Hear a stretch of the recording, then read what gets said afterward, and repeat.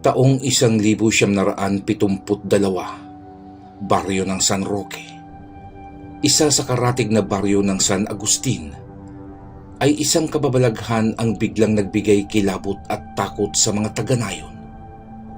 Kabilugan noon ng buwan, saktong alas 11 ng gabi, nagliliwanag ang kapaligiran sa buong kanayunan nang biglang basagin ng malakas na sigawan ang katahimikan ng gabi. Nabulabog ang mga asong bantay sa ilang kabahayan at sabay-sabay na nagtahulan ang mga ito. Nakatuon ang kanilang direksyon sa dulong bahagi ng baryo. Ang mga ibong tahimik ng nakahapon sa mga sanga ng puno ay biglang nagliparan. Halos sabay-sabay na nagbukas ng bintana ang mga nagulat na residente at nagsisilipan ang mga tao. Ngunit tanging mga anino ng kahoy at mga asong bahag ang buntot habang tumatahol ang kanilang nakita. Isang lalaki ang lumabas ng bahay. Siya ang kapitan del baryo sa lugar na iyon. "Kapitan, saan ho galing ang sigawan?" Pagtatanong ni Carding sa kapitan del baryo. "Parang sa bahay ni Aling Ensyang. Tara, puntahan natin. Baka nangangailangan sila ng tulong." "Sandali lang ho, kapitan. At magsusuot lang ho ako ng pantalon. Sabihan niyo na rin ang ibang kapitbahay para marami tayo." Bit-bit ang mga itak ay tinungo ng mga kalalakihan ang pinakadulo ng baryo, kung saan nakatirik ang bahay ni Aling Insyang na isang kilalang hilot sa kanilang baryo. Agad na tumawag ang kapitan del baryo nang marating nila ang bahay ng matanda. "Aling Insyang, magandang gabi po. Si kapitan to." "Tao po," pagtawag ng kapitan del baryo. Bumukas ang bintana ng kubo at sumilip si Aling Insyang. Iginala nito ang paningin at nakita nito ang mga nakatayong kalalakihan sa harap ng kanilang bahay. "Magandang gabi rin ho, kapitan. Ano hong sadya at gabing-gabi na ay napasugod kayo? May nangangailangan ba ng aking tulong?" Pagtatanong ng matandang hilot. "Wala naman ho. Mangyari ho kasi may narinig kaming malalakas na sigawan dito sa inyong lugar.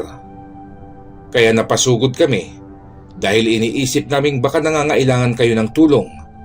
Ayos lang ho ba kayo dito?" "Sigawan? Wala naman kaming naririnig na sumisigaw o sigawan, kapitan. Katunayan ay himbing na kaming natutulog." Nagkatinginan ang mga tao. Bakas sa kanilang mga mukha ang pagtataka. "Ganun ho ba? Pasensya na ho pala kung nagambala namin ang inyong pagtulog. Sigurado ho bang ayos lang kayo?" "Oo naman, kapitan. Maayos ho kami dito." "Sige, Aling Insyang. Kami ay tutuloy na. Pasensya na lamang po sa abala." Tumango ang matanda at mabilis nang isinara ang takip ng bintana. Habang pauwi na ang mga rumesponding kalalakihan. "Kapitan, wala ho ba kayong napansin kay Aling Insyang?" "Wala naman, Carding. Bakit? Ano bang napansin mo sa matanda?" "Parang mapupula ho kasi ang mga mata ni Aling Insyang, kapitan. Hindi naman dating ganyan ang mga mata ng matanda."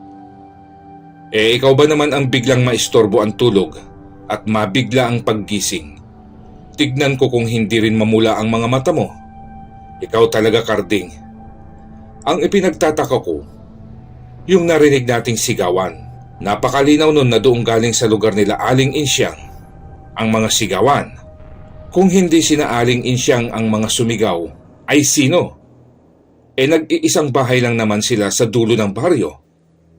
"Yan nga din ang iniisip ko kanina, kapitan. Kung sino ang mga sumigaw na yun. Ang linaw-linaw na sa bahaging dulo ng baryo galing ang sigawan." Sabat naman ni Imo. Nang sumunod na gabi, habang naglalakad pa uwi galing bukid ang magkaibigang Karding at Imo, ay nakarinig sila ng mahinang huni ng panggabing ibon. Karding, naririnig mo ba ang huning yun? Oo, Imo. Kung hindi ako nagkakamali, ay huni yun ng isang tiktik, pare. Kaya huwag kang maingay at baka nasa paligid lang ang aswang. Bilisan na pala natin ang paglalakad, pare. Halos patakbo ang ginawa nilang paglalakad.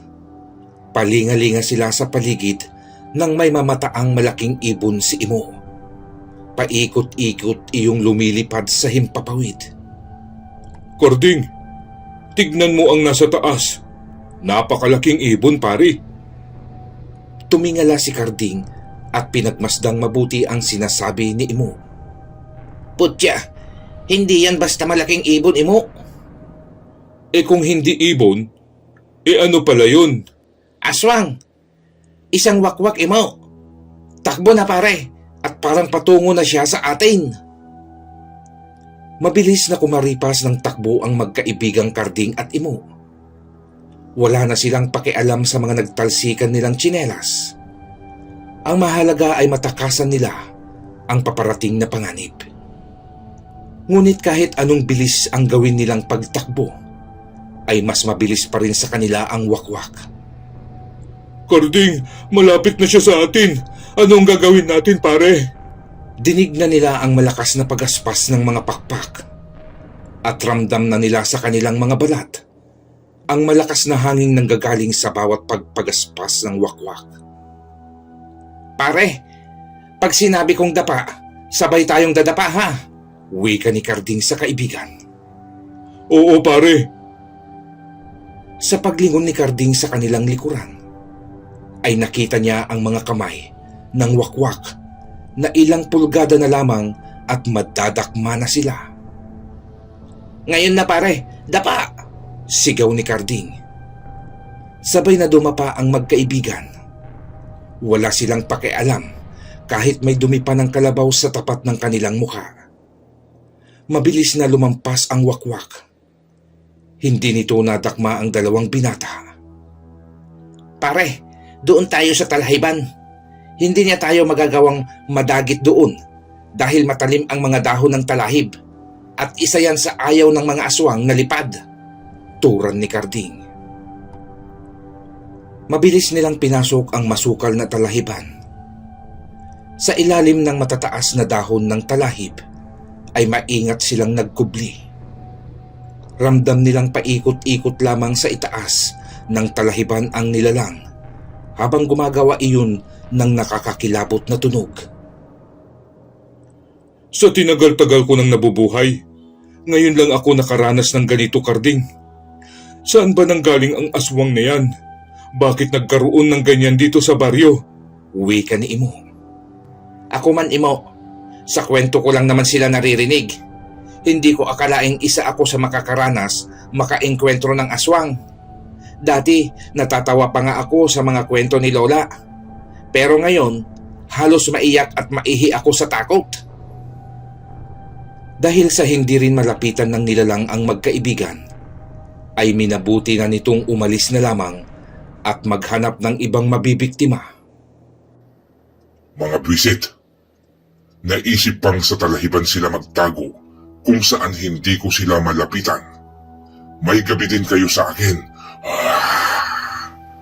Uwi ka ng wakwak at mabilis na itong lumipad palayo.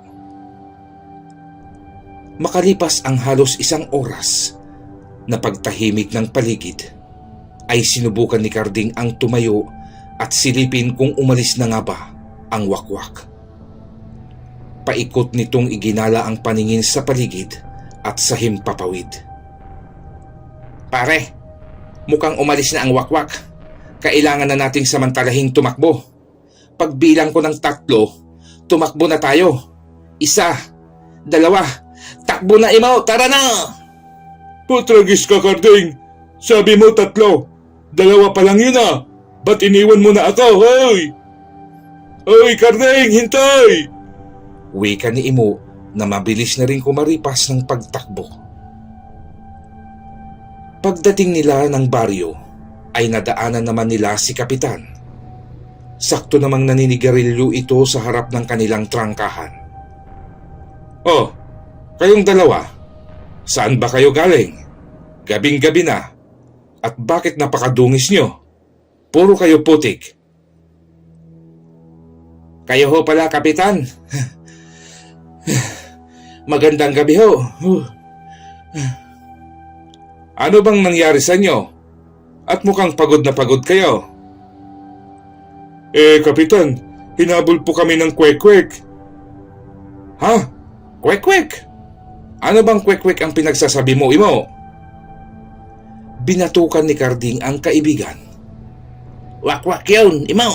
Hindi kwek-kwek. Kapitan, gaya ng sinabi ni Imo, hinabol ho kami ng isang wakwak. Mabuti na lamang at naalala ko ang isa sa kwento ng lola ko na hindi kayang makalapit ng isang aswang na lipad sa mga talahib, kaya sumuksok kami sa talahiban. Mabuti na lang at nilubayan kami ng wakwak, kaya kumaripas na kami ng takbaw. "Nako, Karding, eto ka na naman sa aswang. Kayo ba'y nakainom ha? At kung ano-ano ang pinagsasabi niyong dalawa? Mabuti pa'y umuwi na kayo at bukas na natin pag-usapan yang wakwak o kwek-kwek na sinasabi niyo. Ako'y inaantok na." Pero Kap, totoo ho ang sinasabi namin at hindi kami nakainom. Totoong hinabol kami ng isang wakwak. May aswang ho dito sa baryo natin. "Ay nako, sige na, bukas na yan. Umuwi na kayo at nangangamoy etches kayo. Ha? Ang baho." Kinabukasan, maagang ginising ng kanyang lolo Simon, si Karding. "Karding! Hoy, gumising ka na nga dyan. At tignan mo nga yung naririnig kong sinasabi nilang pinatay daw ng aswang." Nang marinig ni Karding ang salitang aswang, ay agad itong napabalingkwas ng bangon. Ano ho kanyo, lolo? May pinatay ng aswang. "Oo, naroon sa silong ng akasya. Pinagkakaguluhan ng mga tao. Ikaw na nga lang ang makiosyoso. At sumasakit na naman ang mga tuhod ko. Sumusumpong na naman ang aking rayuma." Dali-daling nagtungo si Karding sa lugar. Doon ay naabutan niyang nagkakagulo ang mga tao. Isiniksik ni Karding ang sarili upang malapitan ang biktima. Halos maduwal siya nang makita ang isang lalaking halos hindi na makilala. Dahil sa tadtad ng kalmot ang mukha niyon. Kita rin niya ang mga bitukang nagkalat sa tabi ng bangkay at ang malaking butas nito sa tiyan. Nang dumating si Kapitan, ay hindi rin ito makapaniwala sa nasaksihang kalunos-lunos na sinapit ng biktima. Dahil sa hindi makaya ng sikmura ni Karding ang nakita, ay nagpasya na itong umuwi. "Oh, anong nakita mo?" Grabe ho, kawawa yung tao.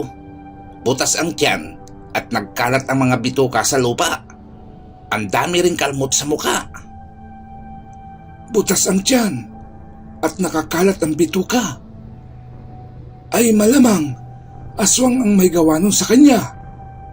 Isang aswang na wakwak." Naniniwala ako sa inyo, lolo. Kasi kagabi, hinabol kami ni Imo ng isang wakwak.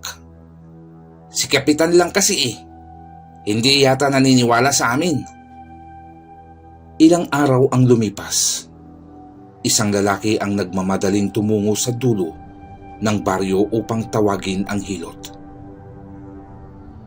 "Aling Insyang, magandang tanghali ho. Aling Insyang." Bahagyang bumukas ang nakasarang pintuan at sumilip ang matanda. Bakit? Anong kailangan mo? "Mukhang manganganak na ho ang asawa ko. Maaari niyo bang puntahan sa bahay?" Ganun ba? Sige, sandali lamang. at lalabas na ako. Paglabas ng matanda, ay may bitbit itong sako at nakabalot din ng itim na tela ang buong katawan ni Aling Insyang. Bagay na hindi naman pinansin ng lalaking kasalukuyang natataranta. Nang marating nila ang bahay ng lalaki, ay natigilan ang matandang hilot. Bakit ho, Aling Insyang? May problema ho ba? Wala naman, ihaw.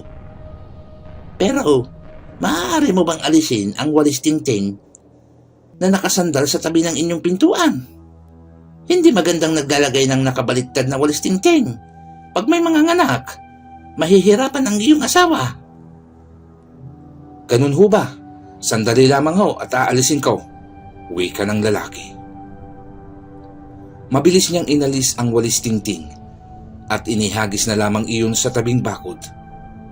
Agad namang pinuntahan ng matanda ang silid kung saan nakahiga ang ginang na kanina pa sumasakit ang tiyan.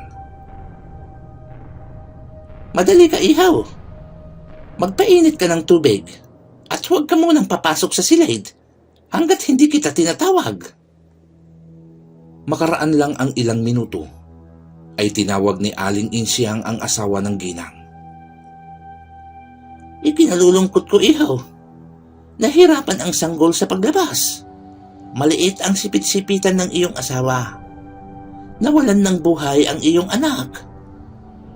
Labis na pagdadalamhati ang naramdaman ng mag-asawa. Ilang taon din nilang hinintay ang pagkakataon na magkaroon sana ng anak. Ngunit sa isang iglap ay naglaho ang masaya nilang pangarap. Hindi lamang sa kanila nangyari ang kalungkutang iyon, maging ang iba pa nilang kapitbahay na manganganak sana ay nakaranas din ng mawalan ng sanggol. Isang araw sa isang bahay ay nagdaos ng kaarawan ang isang lalaki. Halos lahat ng taga-baryo ay imbitado. Sadyang pinaghandaan ng mag-asawa ang magarbong piging bilang pagpapasalamat dahil magkakaroon na rin sila ng anak. Nasa 8 buwan na ang pagbubuntis ng babae. Dumating din sa handaan ang pamilya ni Aling Insyang. Mabuti at nakarating kayo, Aling Insyang. Salamat po sa pagpapaunlak sa aking imbitasyon. Wika ni Panong na siyang nagdaraos ng kaarawan. Maaari ba namang hindi kami darating? Espesyal na araw ito sa inyong mag-asawa. Masayang tugon naman ng matandang hilot na noon ay halos mapako ang titig sa buntis. Sumabay sa huni ng mga kuliglig ang malalakas na halakhakan ng mga kalalakihang languna sa alak. Kabilang na si Panong. Kinabukasan, tirik na ang araw ng magising si Panong. Bahagya siyang napahawak sa sumasakit na ulo, dala ng hangover. Nang mapalingon siya sa asawang nakahiga pa rin sa kanyang tabi. Napangiti ito at niyakap ang inaakalang natutulog pa ring asawa. Nang bigla itong bumitiw sa pagkakayakap at bahagyang napaatras. Sinubukan niyang gisingin ang asawa, ngunit hindi na yun magising dahil isa ng malamig na bangkay si Saling. Mga kapitbahay, tulong! Tulungan niyo kami! Isa si Karding sa nakarinig sa paghingi ni Panong ng tulong. Dali-daling lumapit ang binata sa bahay nila Panong. Nakasunod naman sa binata ang iba pa nilang kapitbahay. Dahil bukas ang pinto ay pinasok na ni Karding ang bahay. Bakit, Panong? Anong nangyari? Pare, si Saling, hindi na humihinga. Patay ng asawa ko, Karding. Nang mapansin ni Karding ang bahid ng dugo sa kumot ni Saling, agad niya iyong inalis at laking gulat ng dalawa nang impis na ang tiyan nito. Maging ang mga taong nakasilip sa pinto at bintana ng bahay ay nagulat sa nakitang kalagayan ni Saling. "Inaswang ang asawa mo, Panong. Isang aswang ang may gawa nito kay Saling," gimbal na wika ni Karding. Umingay ang paligid. Napakaraming bulungan ang maririnig na nanggagaling sa bibig ng mga tao. Isang haka-haka ang unti-unting nabuo sa kanilang mga isipan.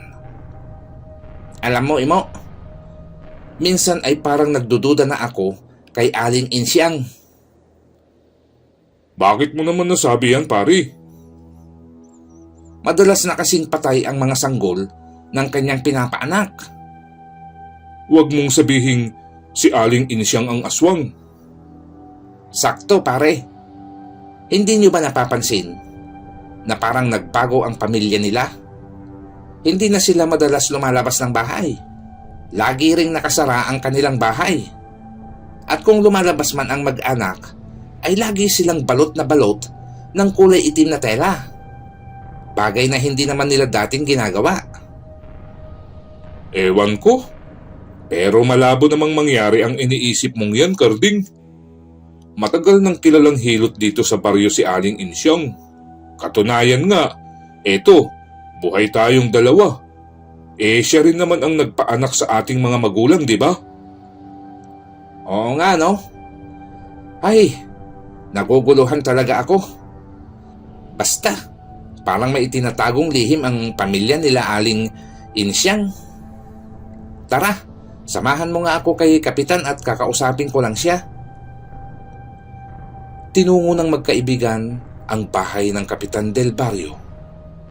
Ipinaliwanag ni Karding ang mga bagay na naglalaro sa kanyang isipan. Yan din ang nasa isip ko, Karding. Pero wala naman tayong sapat na katibayan. Dahil sa mata ng mga tao, ay isang magaling na hilot si Aling Insyang. Pero may naisip akong paraan. Ano yun, Kapitan? May nabalitaan akong mag-amang manggagamot sa baryo San Agustin. Samahan mo ako, Karding, at humingi tayo ng tulong. Maaaring sila ang makakasagot sa mga katanungan natin. "Sige, Kapitan. Kailan tayo pupunta?" "Bukas na bukas din, Karding.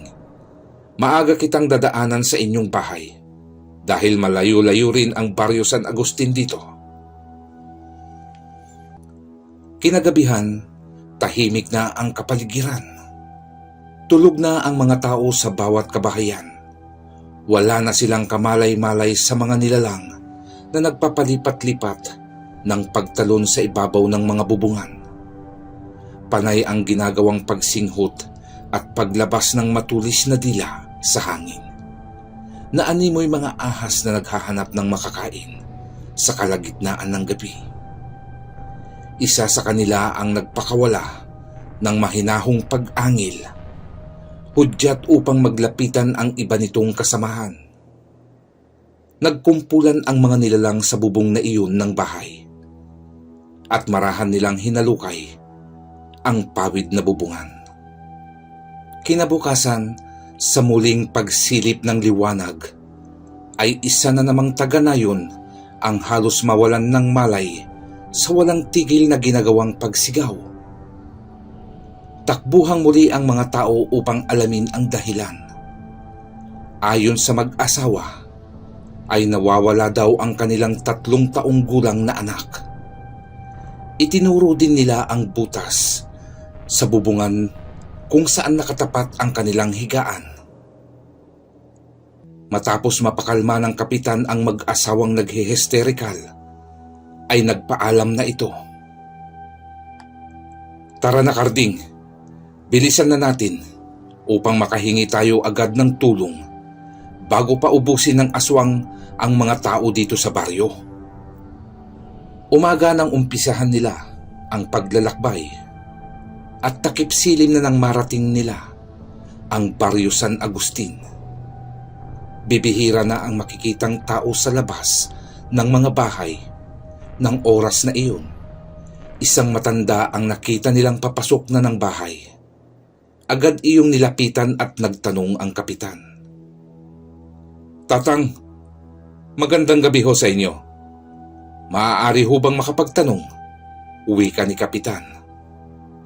Napahinto naman ang matanda at lumingon sa kanila. Abay, oo naman. Ano ba ang nais niyong malaman, mga Ginoo? Tugon ng matanda. Nabalitaan kasi naming sa baryong ito nakatira ang mag-amang manggagamot. Alam niyo ho ba ang kanilang tirahan? Baka ang tinutukoy niyo ay ang mag-amang Antonio at Pedro. Banderyaan laang ang kanilang tahanan. Pang-5 bahay mula dito, mga iho. Maraming salamat ho, Tatang. Tutuloy na ho kami. Narating nila ang 5 bahay na itinuro ng matanda. Sarado na ang mga bintana at pinto sa tahimik na bahay. Mukhang tulog na sila, Karding. Nakakahiya na yatang mang-istorbo. Anong gagawin natin, Kapitan? Alangang bumalik tayo ng baryo na walang nangyari sa lakad natin. Kapalan na lang natin ang muka. Hayaan niyo't ako ang tatawag. Ano nga ho pala ang pangalan ng binanggit ng matanda kanina? Antonio at Pedro daw. Tao po! Magandang gabi ho! Pagtawag ni Karding. Sa bumukas na bintana ay dumungaw si Antonio. Sa malabong mata ay pilit nitong inaaninag ang mga tumatawag. Sino ba sila? Magandang gabi ho! Mga dayo ho kami sa inyong lugar. Galing pa ho kami sa Barrio San Roque. Naparito ho kami upang humingi sana ng tulong. Pinatuloy ni Antonio ang dalawa. Siya, maupo kayo. Saan ikanyo kayo galing? Sa Barrio San Roque pa po kami galing, Mang Antonio. Naparito ho kami upang humingi ng tulong. Nabalitaan ho kasi namin ang pagiging magaling niyong manggagamot at manunugis ng aswang. Matagal na panahon na yon, mga iho. Retirado na ako sa ganyang gawain. Pero ang anak ko, ang pumalit sa akin, si Pedro. Kung makakapaghintay kayo, ay maaari niyo siyang maisama. Tulad niyo ay may nanghingi din kasi ng tulong dahil sa pananalakay ng isang aswang sa kanilang lugar. Sandali lamang at magpapahanda lang ako ng makakain. Alam kong gutom kayo. Malayo ang Barrio San Roque dito. Halos katatapos lamang nilang kumain nang dumating si Pedro. Puno ng dugo ang damit nito. Matapos makapaglinis ng katawan, ay humarap na ito sa mga bisita. Ipinaliwanag ng dalawa ang kanilang sadya. Walang pagdadalawang isip na pumayag si Pedro. Pero bukas na ho tayo babalik sa inyong baryo, mga kaibigan. Kailangan ko ring ipahinga ang aking katawan. Bukas ay maaga tayong aalis. Kinabukasan, naglalaban pa ang dilim at liwanag, ay inumpisahan na nilang maglakbay. Dahil sasanay si Pedro sa mga shortcut na daan, ang maghapong nilakbay ng dalawa ay kalahating araw lang nilang nilakad. Alauna ng hapon nang marating nila ang Barrio San Roque. Pagpasok pa lang nila sa bukana ng baryo, ay may naramdaman ng kakaibang enerhiya si Pedro. Ngunit minabuti niyang hindi na muna iyon ipaalam sa kanyang mga kasama. Kapitan, total 2 lang naman kami ng aking lolo sa bahay. Ay doon na muna mamalagi si Pedro habang nagmamatsyag at nakikiramdam siya dito sa ating baryo. Mabuting sa iyo na nanggaling yan, Karding. Dahil ipapakiusap ko talaga sa iyo iyan. Alam mo naman sa bahay, medyo crowded na kami dahil sa mga anak ko at mga apo. Ayos lang ba sa iyo, Pedro? Pasensya ka na ha. Wala pong problema, Kapitan. Mahalaga sa akin ay may maayos na matutuluyan. Huwag kayong mag-alala At ako na ang bahala sa pagkain. Magpapadala ako ng masarap na ulam. Yun, ang the best. Kapitan, yung medyo may mantika ha. Makaraan ang 1 oras na makapagpahinga si Pedro, ay niyaya nito si Carding upang maglipot-lipot sa kanayunan. Carding, okay lang ba kung samahan mo akong maglakad-lakad dito sa inyong baryo? Walang problema, Pedro. Tara, nang maipasyal kita at maipakilala sa mga taga rito. Sandali lang, Carding. May ipapakiusap lang sana ako. Kung maaari ay huwag mong sasabihin ang tunay kong pagkatao. Hindi pa natin kilala kung sino ang namiminsala sa inyong lugar. Baka makatunog at tumakas ang aswang. Mabuti at nasabi mo agad sa akin ang bagay na yan.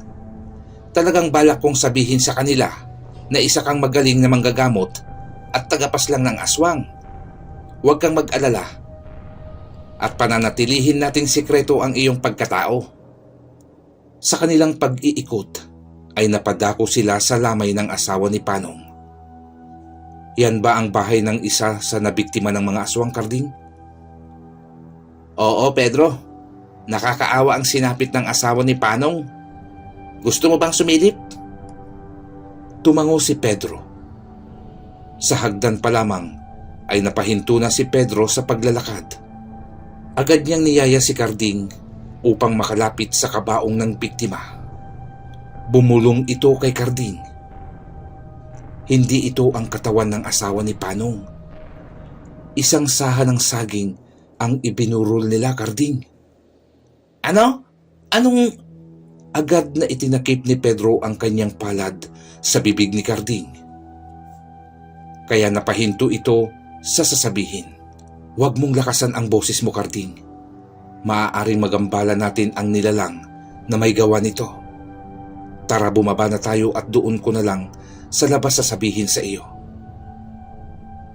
Nagpaalam na ang dalawa at nanaog na ng bahay. Nang makalayo sila sa lugar ng lamay. Anong ibig mong sabihin kanina, Pedro? Na hindi iyon ang katawan ng asawa ni Panong? At paanong naging saha iyon ng saging? Malinaw sa aking paningin na asawa ni Panong ang nasa loob ng ataol. Ang mga aswang, Carding, ay maraming kakayahan. Lalo na ang klase ng aswang na dumayo dito sa inyong lugar.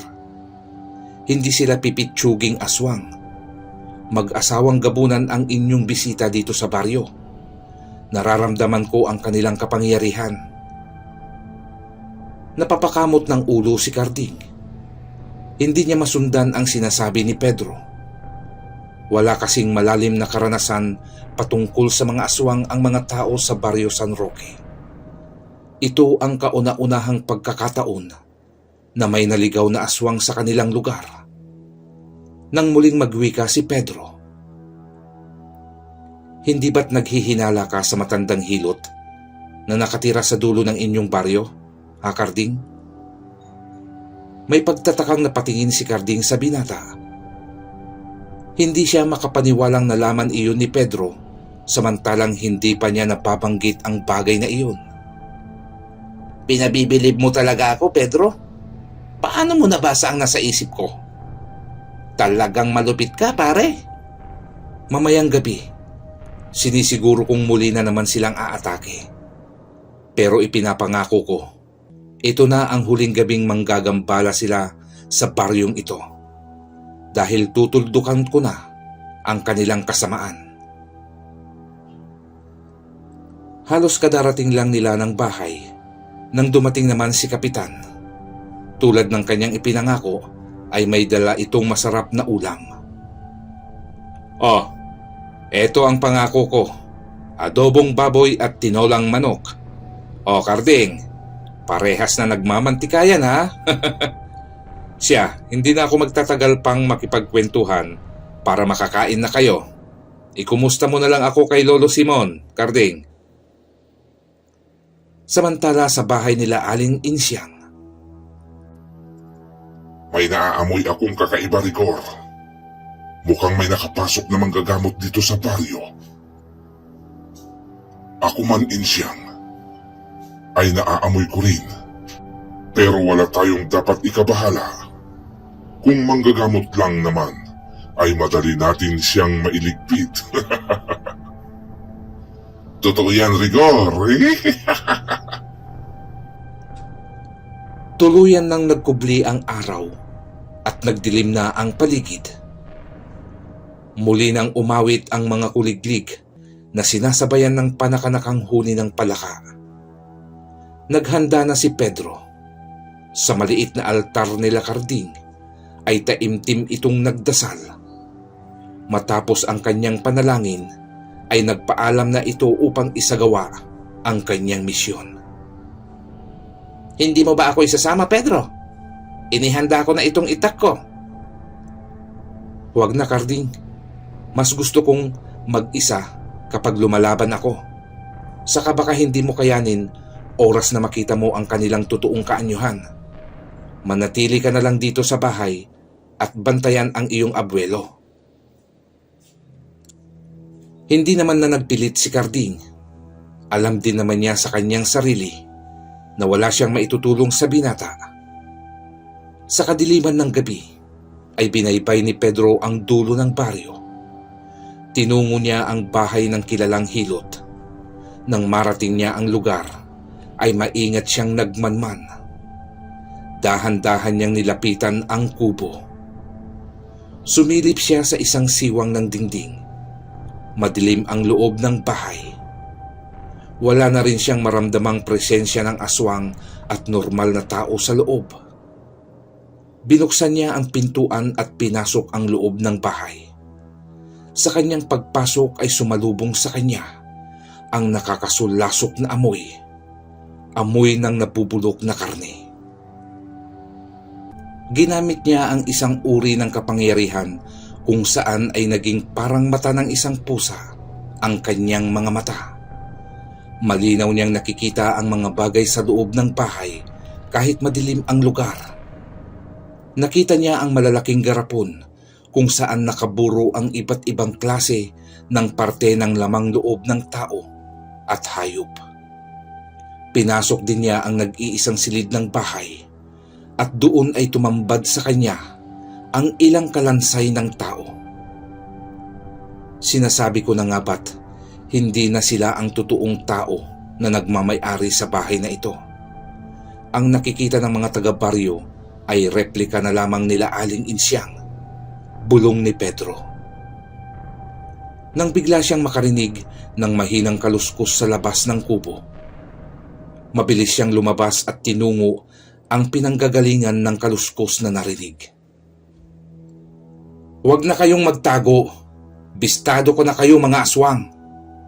Nagawa niyo pang kopyahin ang itsura ng inyong biniktima at paniwalain ang mga tao na kayo pa rin ang mga taong pinagkakatiwalaan nila. Harapin niyo ako. Huwag kayong magtago, mga duwag. Alam kong nasa paligid lamang kayo. Hindi niyo ako pwedeng malinlang. Labas at magkasubukan tayo, paghahamon ni Pedro. Mula sa likod ng isang puno ay sabay na lumabas ang mag-asawang gabunan. Nakakatakot ang kanilang itsura. Nagtataglay ang mga ito ng mahahabang paa at kamay. Parang sa aso ang hugis ng kanilang mga ulo. Mahahaba at matitigas ang kanilang mga kuko. Perpektong pangwakwak sa katawan ng kanilang binibiktima. Mula sa nagtutulisang mga pangil ay tumutulo ang kanilang mabaho at malapot na laway. Matapang ka, Ginoo. Ni hindi ka man lang nagulat o natakot sa nakita mong itsura namin. Hindi na bago sa akin ang mga katulad niyong salot sa mundong ito. At hindi rin ito ang una kong pakikipaglaban at gagawing pagpaslang sa tulad niyong aswang. Marami ng aswang ang naging alikabok dahil sa akin. Kaya humanda kayo dahil hindi ko palalampasin ang pagkakataong ito upang kayo ay paslangin. Buburahin ko ang inyong lahi sa mundong ito. Galit na wika ni Pedro. Tama ng daldal. at simulan na natin ang laban. Kanina pa ako naglalaway sa iyong lamang loob, lalaki. Wika naman ni Rigor. Mabilis at sabay na umatake ang mag-asawang gabunan. Panay ang pagpapakawala ng mga ito ng malalakas na kalmot. Sinasabayan naman ni Pedro ng pag-iwas ang nagtatalimang mga kuko ng aswang.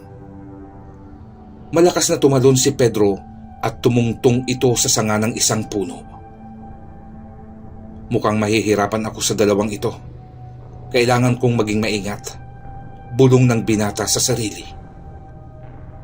Biglang nagbago ang anyo ni Rigor. Naging isang taong paniki ito at sinugod si Pedro sa itaas ng puno.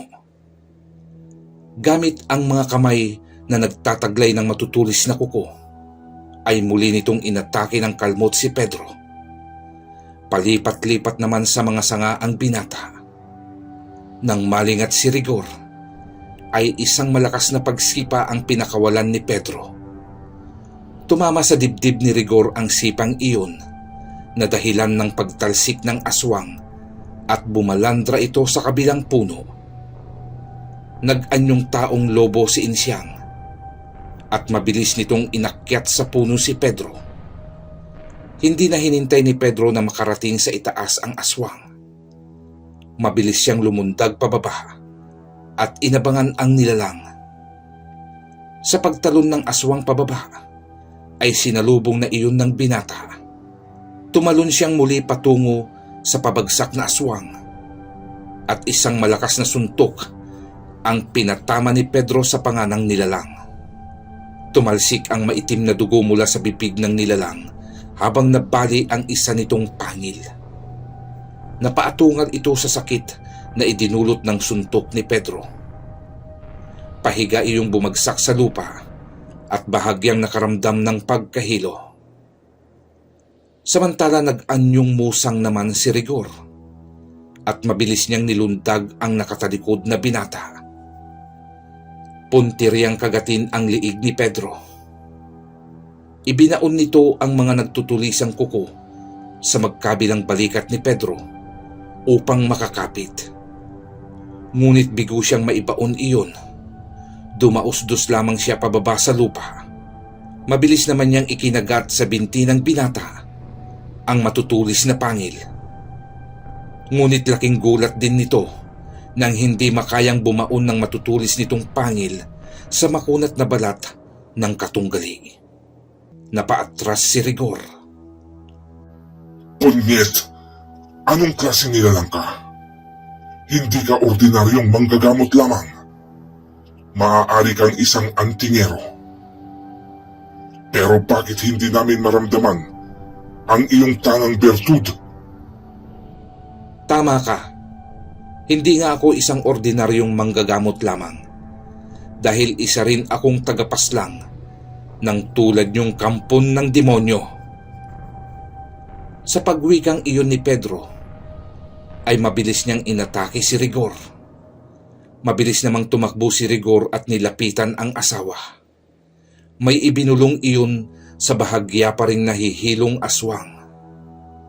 Sa isang iglap, ay mabilis silang naghukay sa lupa at animoy mga daga na lumubog ang mga ito.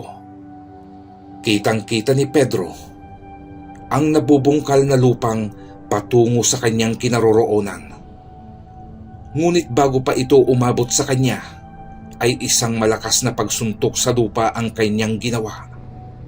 Lumikha iyon ng malakas na ingay sa ilalim ng lupa, dahilan upang mapilitang lumabas ang dalawang aswang na gumamit ng taktika ng isang abwak. Kahanga-hanga din ang husay ng kapangyarihang meron kayong mag-asawa. Lahat na halos ng katangian ng isang aswang ay kaya niyong gawin. Pero pasensyahan na tayo at lumalalim na ang gabi. Tapos na ang pakikipaglaro ko sa inyo. Babawiin ko na ang buhay na ipinagkaloob sa inyo ng dyablo. Wika ni Pedro at inilabas nito ang nakatago niyang balaraw. Itinaas niya iyon at nagliwanag ang balaraw na siya namang ikinasilaw ng mag-asawang gabunan. Humaba ang balaraw ni Pedro at naging isang espada. Mabilis na siyang tumakbo pasugod sa nasisilaw na mga aswang at buong lakas na iwinasiwas ang pilak na espada. Humiwalay sa katawan ng mga nilalang ang kanilang mga ulo at gumulong iyon sa lupa. Kasabay nun ay ang mabilis na pagliyab ng kanilang katawan at ulo hanggang sa maabo. Tapos na ang paghahasik nyo ng lagim sa baryong ito. Nagkaroon na rin ng hustisya ang pagkamatay ng mga taong walang awa niyong biniktima. Uwi ka ni Pedro habang naglalakad pabalik sa bahay nila Carding. Pedro, salamat at buhay ka, kaibigan. Kumusta na ang mga aswang? Napatay mo ba sila? Oo, Carding. Tapos na ang panggagambala ng mga aswang sa inyong nayon. Samahan mo ako kay Kapitan. Kailangan ko siyang makausap. Pagdating nila sa bahay ni Kapitan, tapos na ang problema niyo sa aswang, Kapitan. Matatahimik ng muli ang inyong baryo. Bukas ay magsama kayo ng ilang kalalakihan at puntahan niyo ang bahay ng matandang hilot. Lahat ng makikita niyong garapon na naglalaman ng burong lamang loob ay basagin niyo at ibaon sa lupa. At sa silid ng bahay ay makikita niyo ang ilang kalansay. Sila ay mga kalansay ng mga taong nabiktima ng aswang dito sa inyong baryo. Masusunod, Pedro. Biruin mo, ang tagal naming nagtiwala kay Aling Insyang bilang hilot dito sa aming lugar. Yun pala ay isa siyang aswang. Oo nga, manloloko pala ang matandang yon. Buti na lang at hindi ako kinain nung pinaanak niya ang nanay ko. Nagkakamali kayo ng paratang kay Aling Insyang. Dahil tulad ng iba, biktima rin siya ng aswang. Sila ng kanyang asawa ang unang nabiktima ng aswang dito sa baryo.